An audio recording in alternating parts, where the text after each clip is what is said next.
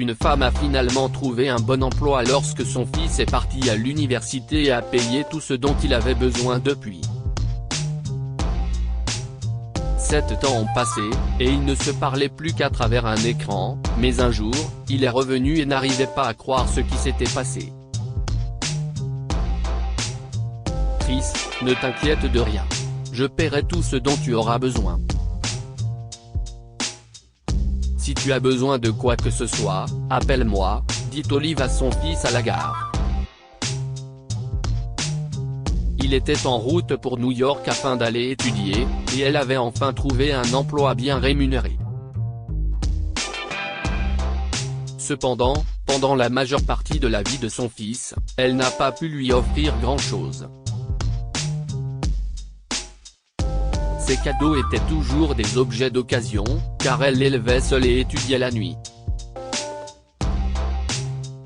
Il n'a jamais manqué de nourriture ou de logement, mais Olive s'est toujours sentie coupable de ne pas pouvoir lui offrir les mêmes choses que ses amis.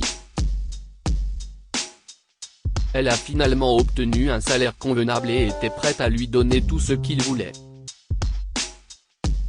« Merci, maman », dit Chris, il l'embrassa et monta dans le train. « Madame Franklin, vous devriez venir me rendre visite. Je suis tellement grosse maintenant », la fiancée de Chris, Rosalie, lui a dit à travers l'écran de l'ordinateur. Chris l'avait rencontrée pendant sa première année, et ils étaient tous les deux sur le point d'être diplômés. Mais Rosalie a découvert qu'elle était enceinte et ils se sont fiancés. Malheureusement, Olive n'avait pas encore pu la rencontrer en personne, car ils étudiaient tous les deux très dur, et Rosalie ne pouvait pas beaucoup voyager dans son état. De son côté, Olive ne pouvait pas non plus lui rendre visite car elle travaillait très dur.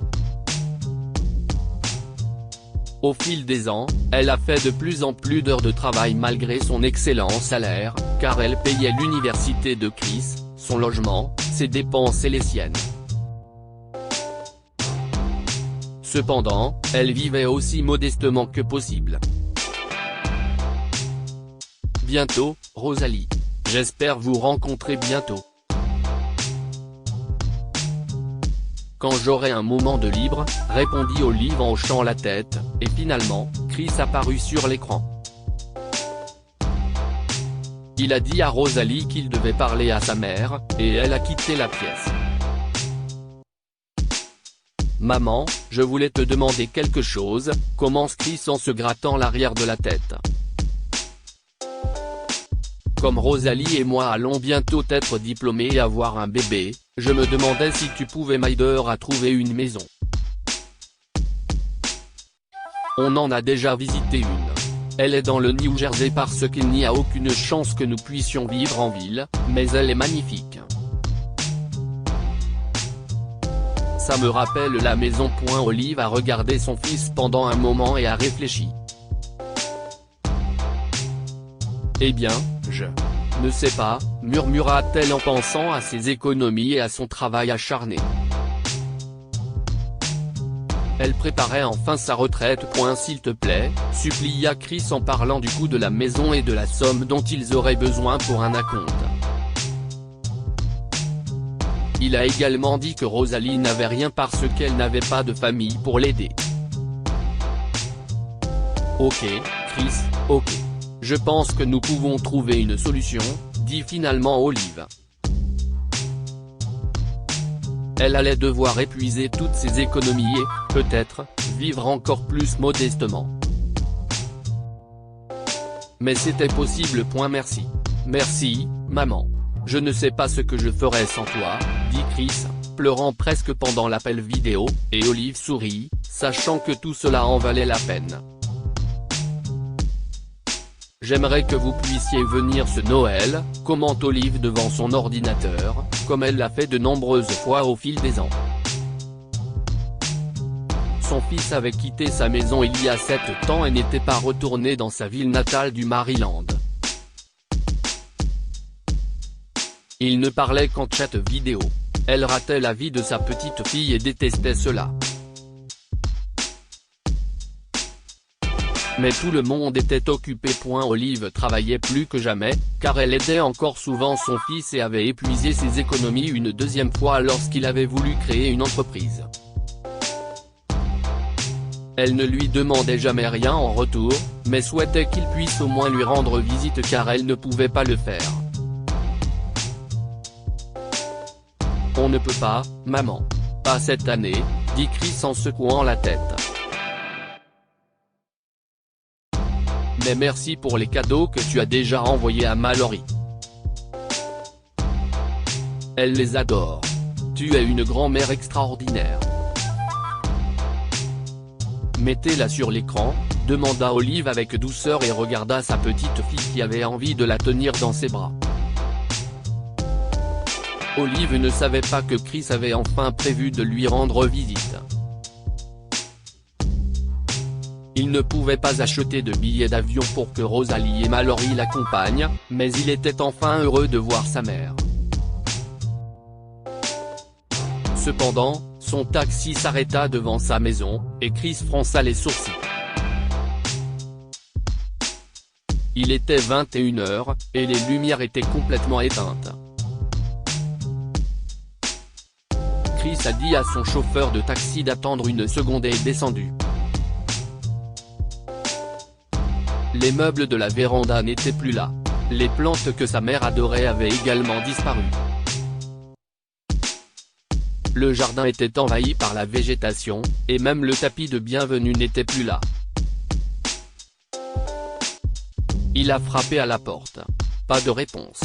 Il a regardé par la fenêtre et ne revenait pas. Il n'y avait rien à l'intérieur. Maman a-t-elle déménagé ? Pourquoi ne m'a-t-elle rien dit ? Se demanda-t-il, inquiet. Chris ? Si est-il toi ? Lui a demandé une voix féminine. Il se retourna et vit Madame Torres, une vieille femme qui avait vécu toute sa vie à côté de chez eux. Madame Torres. Bonjour, vous. Qu'est-ce ce que tu fais ici, petit ? A-t-elle demandé. Je suis là pour voir maman. Vous savez où elle est ? Demande-t-il en fronçant les sourcils. Oh, mon chéri. Ta mère a déménagé il y a environ 2 ans. Elle a vendu cette maison, mais les nouveaux propriétaires ont déménagé il y a quelques semaines. Je ne sais pas qui va emménager maintenant, dit Madame Torres, son front se plissant au fur et à mesure qu'elle parlait. Elle ne me l'a jamais dit, a marmonné Chris. Vous savez où elle est ? Bien sûr, j'ai son adresse écrite. Viens avec moi, Madame Torres est allée chez elle et lui a donné un morceau de papier. Chris a lu l'adresse et a froncé les sourcils. L'adresse pointait vers un côté de la ville qui n'était pas très beau. Savez-vous pourquoi elle a déménagé là-bas ? Demande-t-il à la femme âgée. Non, mon chéri. Mais je sais qu'elle a une colocataire maintenant. Madame Torres a haussé les épaules, et Chris était encore plus confus. Il a fini par remonter dans son taxi et lui a donné la nouvelle adresse. Il arriva à un immeuble d'appartements aux peintures abîmées, dans une rue mal éclairée. C'était terrible. Aussi, il entra rapidement dans l'immeuble et monta facilement car il n'y avait pas de sécurité. Chris ? Qu'est-ce ce que tu fais ici ? Demanda Olive, choquée lorsqu'elle ouvrit la porte. Maman. Qu'est-ce ce qui se passe ? Pourquoi as-tu vendu la maison ? Demanda Chris, désemparé et confus.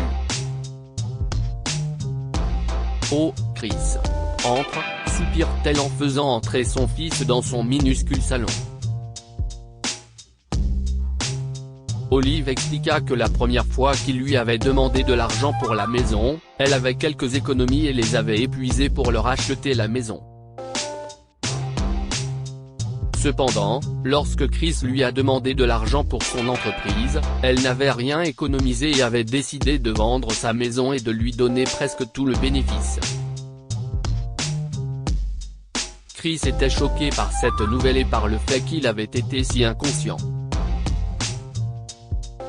si insouciant. Un fils si minable. Pourquoi n'as-tu rien dit? Maman. Je n'aurais pas pris cet argent si j'avais su, marmonna-t-il, le souffle coupé. Mais je voulais que tu réussisses, mon chéri. Je n'ai pas réussi à te donner autant quand tu étais jeune, je n'arrive tout simplement pas. Tenta-t-elle d'expliquer, mais Chris la coupa. Maman, tu m'as donné tout ce dont j'ai toujours eu besoin. J'ai seulement demandé parce que je pensais que tu l'avais. Je n'aurais pas dû demander. Je suis tellement désolé. Je suis tellement désolé de ne pas avoir demandé de tes nouvelles. Je suis désolé de ne pas t'avoir rendu visite. Je suis vraiment désolé que tu doives vivre dans ce quartier avec un colocataire à ton âge, pour l'amour de Dieu. Chris s'excusa, des larmes de frustration s'échappant de ses yeux.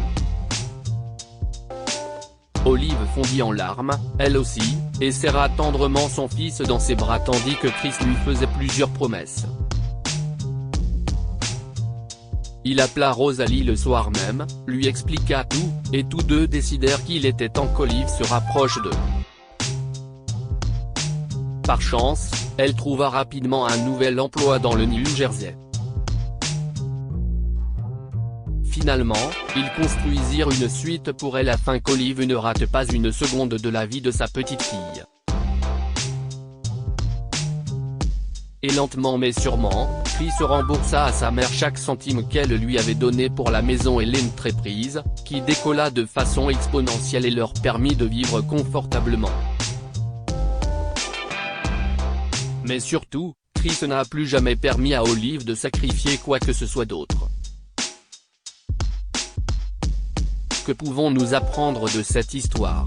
Rendez visite à vos parents et parlez-leur le plus souvent possible, surtout à ceux qui vous donnent tout sans condition. Tout le monde n'a pas la chance d'avoir une mère comme Olive, et Chris aurait dû veiller sur elle plus souvent. Ne vous sentez pas coupable si vous ne pouvez pas offrir à vos enfants les mêmes choses que les autres parents. Tout ce dont ils ont besoin, si est de votre amour. Les enfants n'ont pas besoin de nouveaux baskets ou des derniers jeux. Tout ce dont ils ont besoin, si est de votre soutien et de votre amour. Partagez cette histoire avec vos amis. Elle pourrait égayer leur journée et les inspirer. Si vous avez aimé cette histoire, vous aimerez peut-être celle d'un fils qui rend visite à sa mère après des années et voit sa maison détruite. Abonnez-vous à Mon Mama sur Google News.